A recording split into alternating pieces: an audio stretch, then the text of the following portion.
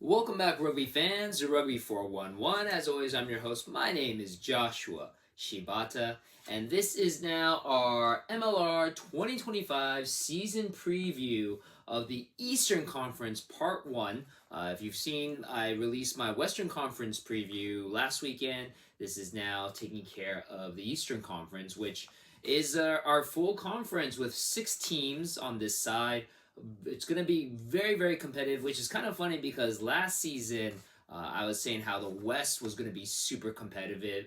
This season, I'm kind of thinking the Eastern will be a little bit more competitive where it comes to who is going to be making the playoffs outside of your two-time defending MLR champions, the New England Free Jacks, who spoiler, I'm going to be previewing them in part 2, the contenders part of this Eastern Conference. I feel they might easily run the gamut again of making a third straight appearance in the MLR championship game. But before we get to that, let's focus on part 1. Part 1, again, is going to be the outsiders looking in onto the playoffs. All 3 of these teams did a little bit of improvement, I feel, in the offseason. Is it enough, though, to take down the top 3 teams? We'll see, but it's going to be kind of hard, I feel. Because, again, I feel the top 3 teams are going to be very competitive. There is a bit of change, though, with all 3 of them, which, again, kind of spoilers going into part 2 of our series, but it will focus on part 1. So let's start like we did with the Western Conference. We're going to focus on the teams that started down at the bottom of the conference, working our way up. So obviously that means we're going to be talking about the former new kids on the block, Rugby Anthem Carolina, or RAC, who debuted last season. Again, for those of you who are new to MLR, Rugby Anthem Carolina is kind of a unique situation of a team. It's very much a developmental team, meaning it's not a team run the same way that most of the other franchises are being run, as in you're building a team, trying to get typically the best players possible that you can. Now, granted, of course, RAC is trying to get the best players, but there is a little bit of a stricter guidelines of how they're going to build the team.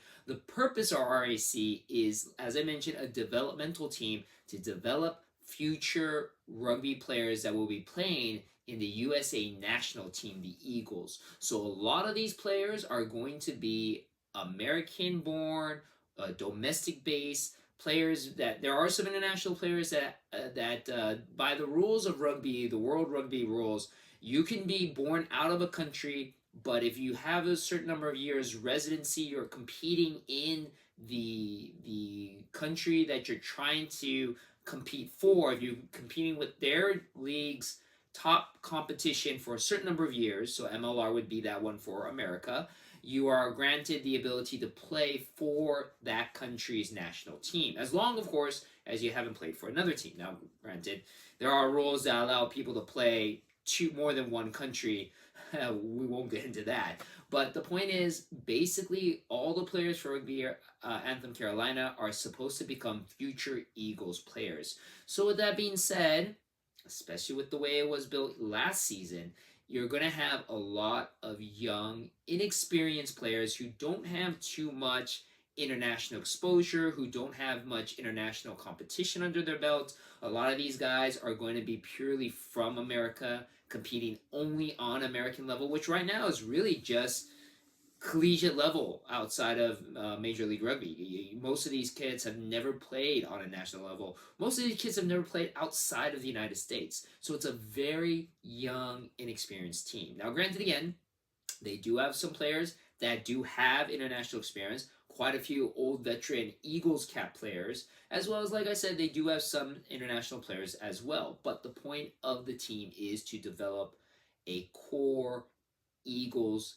team that will develop through time in preparation, of course, for the 2031 Rugby World Cup, which will be taking place here in America. So again, right now, that's given us 6 years of development.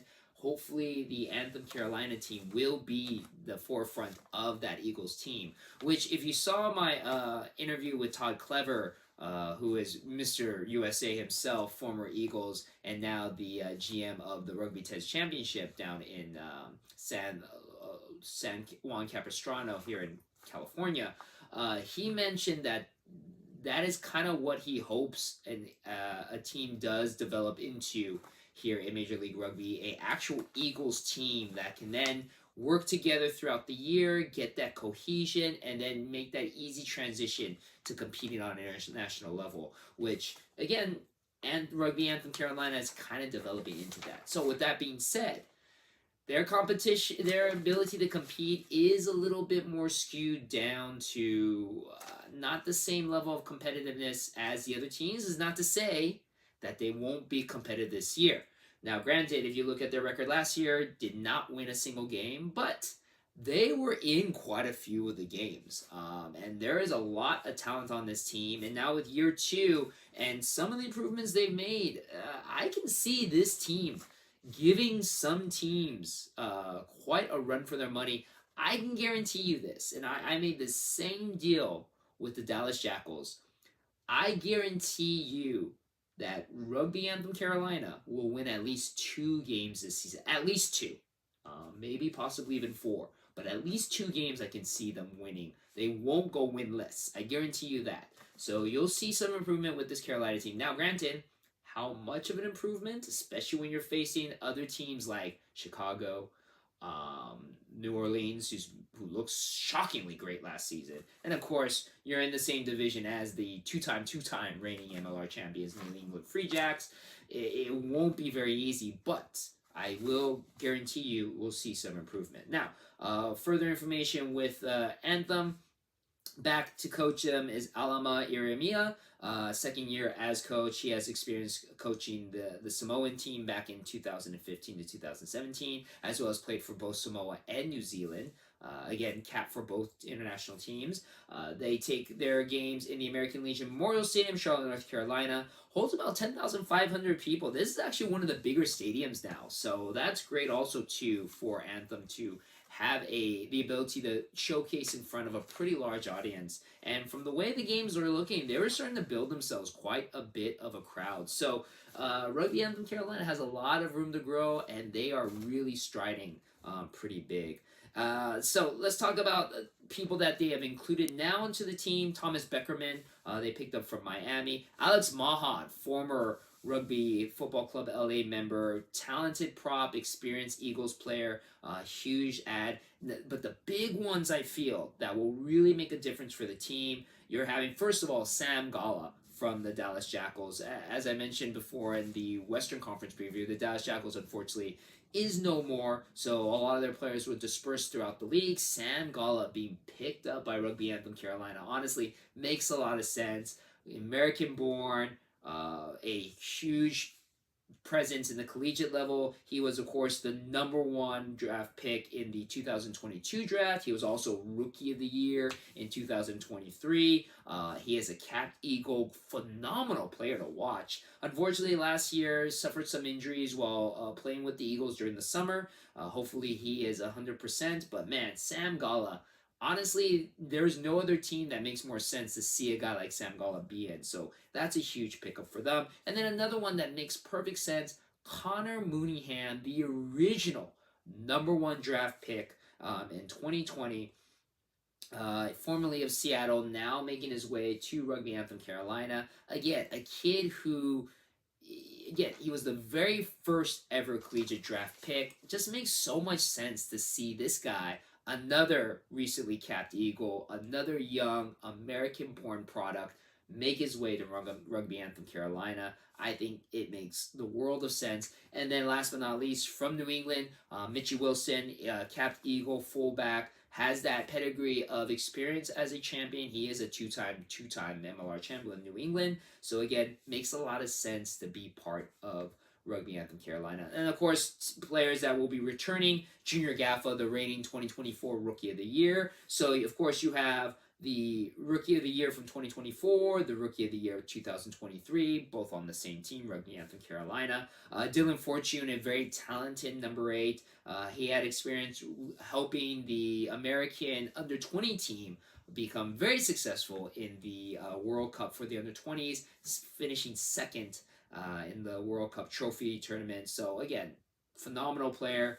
Carlos Denishin will be there, Lena Latu as well, Neil Trainer, who's a talented hooker.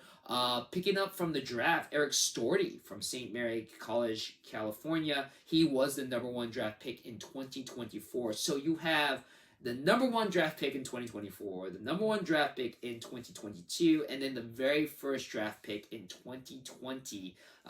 Eric Storty, Sam Gala, Connor Mooneyham, all on Rugby Anthem Carolina. Again, it's a team that kind of makes sense with what the grand scheme of building Rugby Anthem Carolina is. Yeah, I'm super excited. Honestly, as I mentioned last season, Rugby Anthem Carolina seems to be the team. If you don't have a team to root for and you're just following into Major League Rugby, Rugby Anthem Carolina is your team.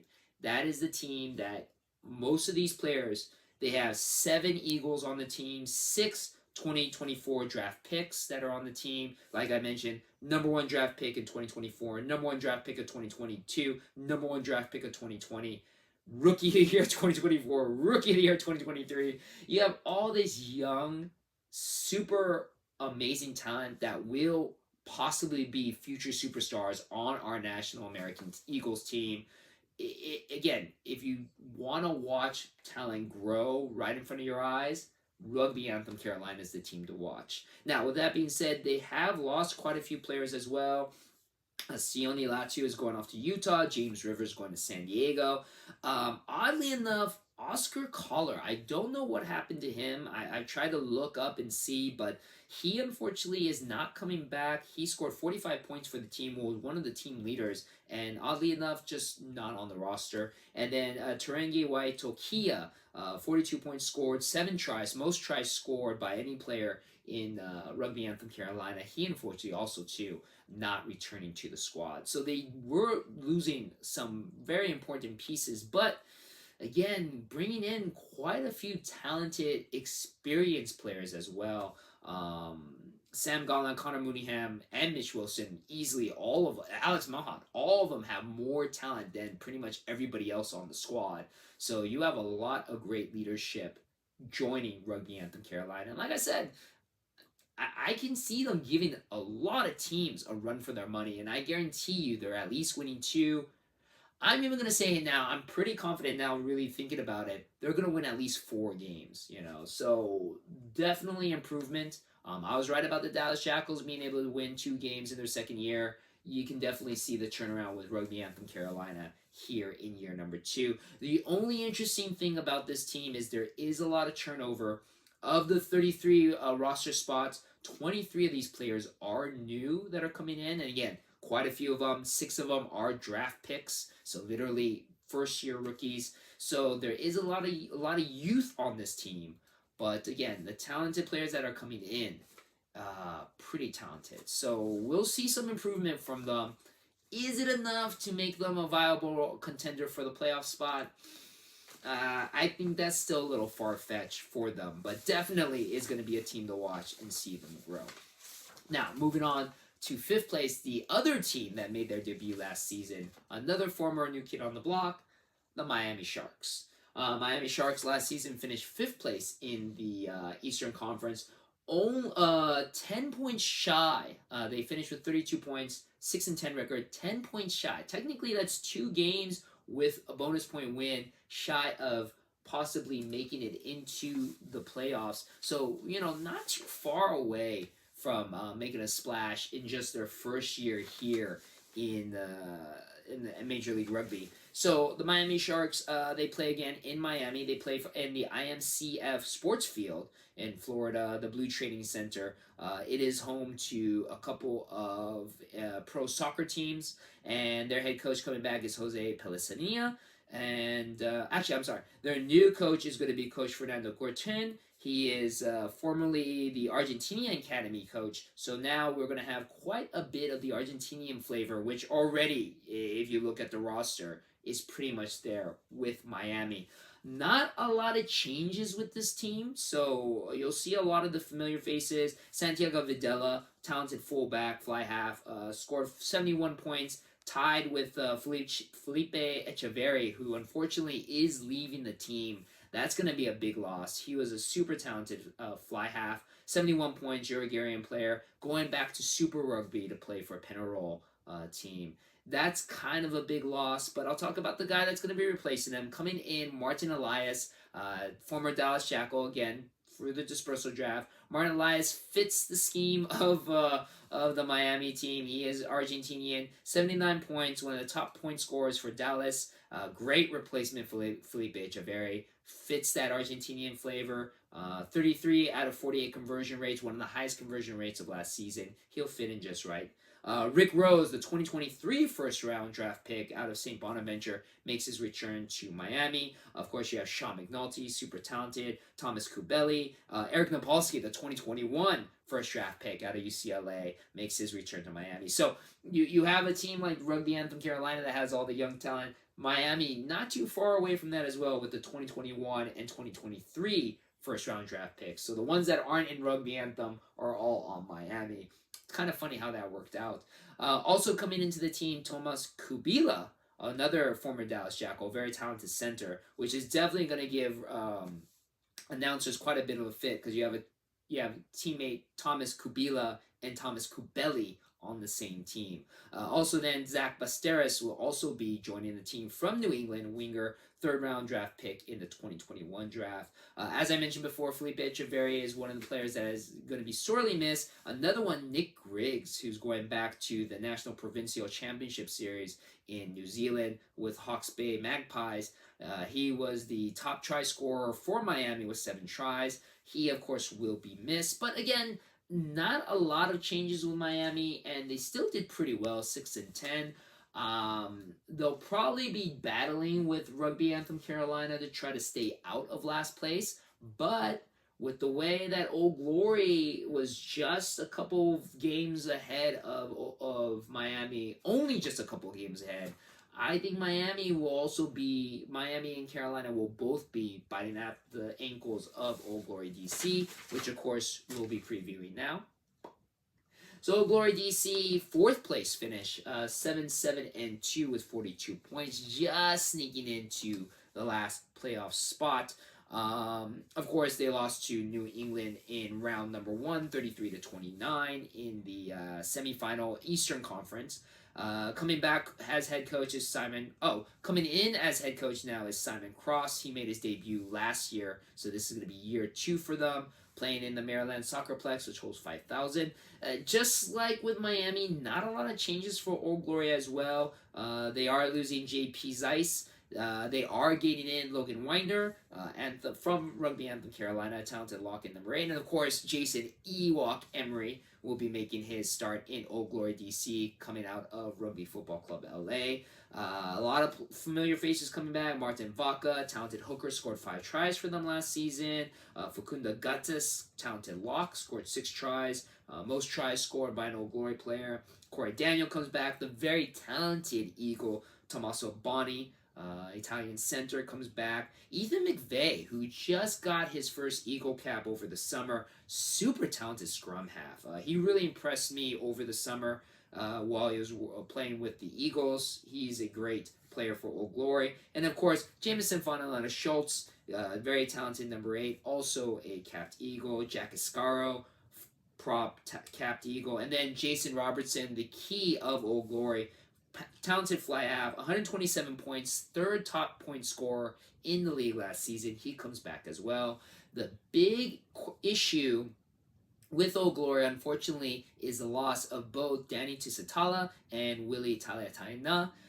Willie Taliataina scored 6 tries, a very powerful offensive weapon. And then Danny Tusitala, Danny, honestly, I felt is kind of like the spiritual leader of the team, easily identifiable by his blonde hair mohawk. Unfortunately, he's not returned to Old Glory. Kind of very cryptic about what he's doing with his future plans, especially if you follow him on Instagram. It does seem like he's starting a coaching program, possibly trying to teach other players other coaches, improving their coaching game. I know at one point Danny Tusitala might have been wanting to coach a MLR team, but it looks like maybe that fell out. So not really much known of his future. We wish him, of course, all the best.